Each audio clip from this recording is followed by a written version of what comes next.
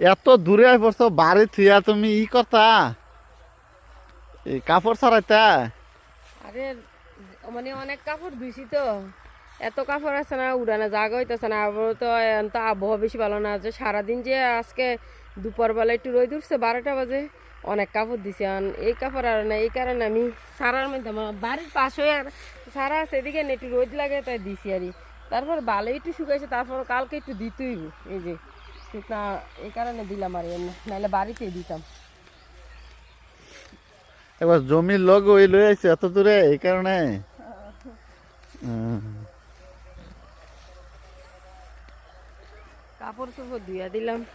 এখানে কাপড় চোপড় সবজি টবজি করি আর কি, এই জমির মধ্যে সবজি করা হয়, কাপড় টাপড় ছড়ানো হয়, এই কারণে এদিকে আসতে সুবিধা।